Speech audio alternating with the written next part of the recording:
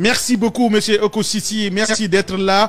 Alors, comment peut-on qualifier cette retraite de militaires ivoiriens? Nous le savons que l'accord était là depuis avant même que Alassane Ouattara soit président. Et pourquoi et comment vous qualifiez en tant qu'Ivoirien, en tant qu'Africain, en tant que Panafricain? Qu'est-ce que cela signifie aujourd'hui, le retrait des militaires ivoiriens au Mali? Alors, pour comprendre cette question, il faut aller depuis la racine des différents retraits des forces présentes au Mali. Aujourd'hui, nul n'est censé ignorer que le Mali a, depuis la prise de pouvoir et de la rectification du coup d'État par les 5 colonels dont Assimi Goïta et les leaders, le Mali a pris une conquête totale de son territoire. C'est à défaut de réussir à reconquérir le pouvoir et, autant pour moi, le territoire, que l'ancien président, depuis IBK, après que Kadhafi soit tombé, jusqu'à depuis ATT jusqu'à IBK, que l'ONU a été invitée. Parce que dans les clauses du contrat des Nations Unies, les casques bleus sont présentés comme étant une armée internationale pour aller soutenir tout peuple qui aurait besoin de renforcement militaire. Donc c'est dans ce cadre-là que les casques bleus sont arrivés au Mali dans l'intention d'être sauvés du Mali en les aidant à éradiquer totalement le terrorisme.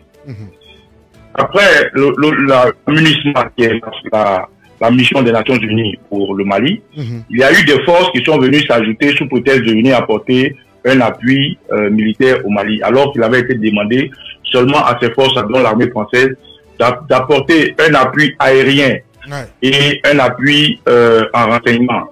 Vous comprenez pas? Un appui feu aérien et un appui en renseignement. Mais lorsque la France est arrivée, la France a joué les roublards comme ils ont toujours fait, et la France a profité de cette situation délétère du Mali face au terrorisme pour inviter tous ses copains, c'est-à-dire le Danemark, la Grande-Bretagne, l'Hollande et tout ce que vous avez vu, l'Allemagne et tout ce que vous avez vu là-bas.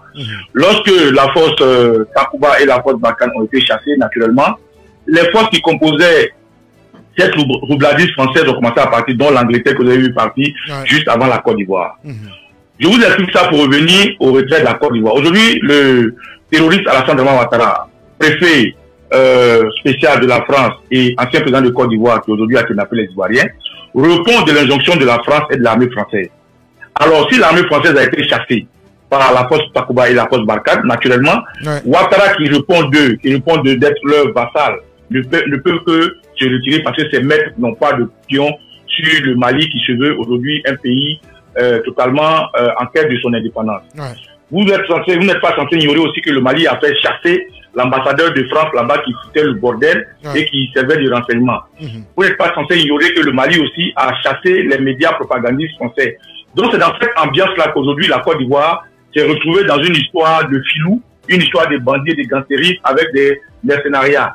C'est dans l'échec, pour revenir maintenant à votre question proprement dit, c'est dans l'échec de réussir à faire fléchir l'État malien que Ouattara, par la honte, a décidé de sortir par la petite porte avec la honte. Donc, si vous posez la question de savoir, est-ce que, en tant qu'Ivoirien, comment je peux comprendre cela, je vais vous dire en quelques mots que c'est l'échec, c'est la honte de Ouattara qui a été attrapé la main dans le sac en avoir des mercenaires déstabiliser l'État du Mali. C'est la honte de Ouattara qui s'est vu décloter à l'ONU par le Premier ministre par intérim, Monsieur Maïga Tata, si je ne me trompe pas. Et c'est la honte aujourd'hui le Mali qui a présenté ses patrons, la France et l'OTAN aux Nations Unies comme étant un État de déstabilisateur avec des preuves qui a fait que Ouattara se retire parce qu'il a échoué.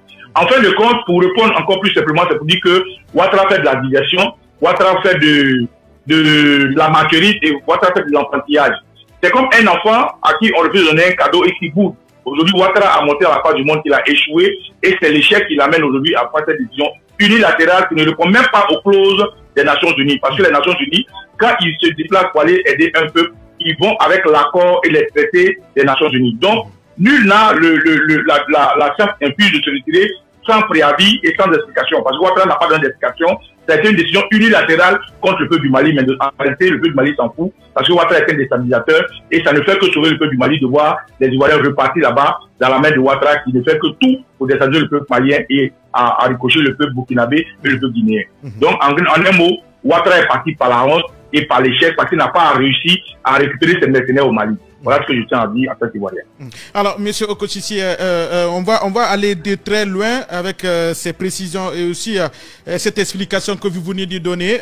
Nous savons déjà qu'il y a d'abord cette crise de 46 mercenaires au Mali. Depuis très longtemps, Alassane Ouattara n'a pas décidé de se retirer du Mali.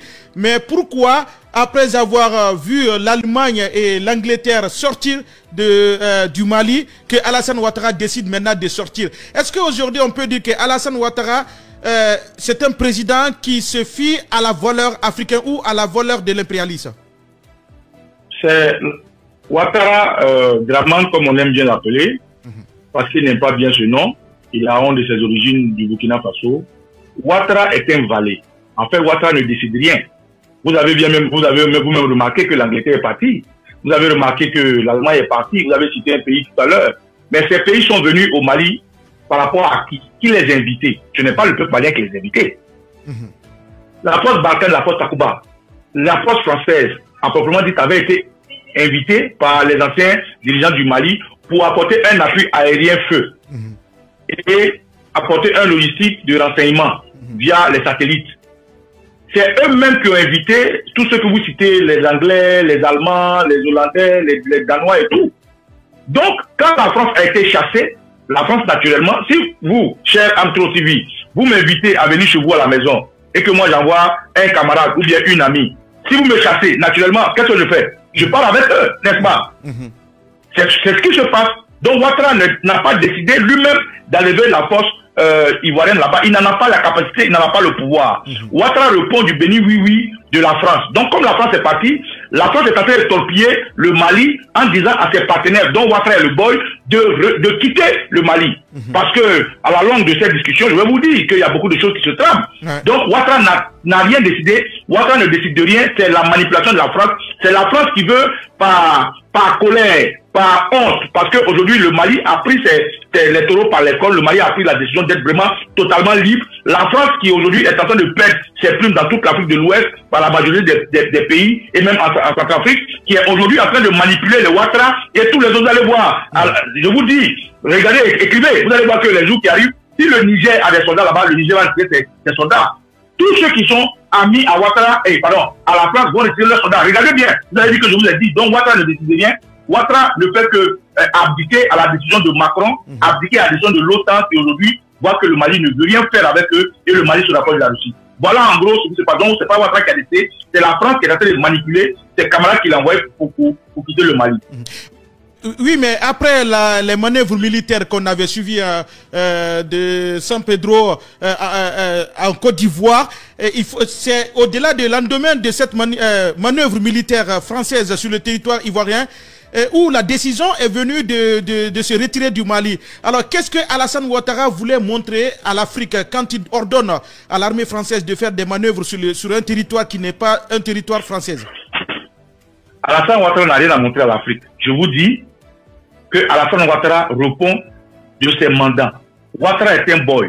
Ouattara est un valet.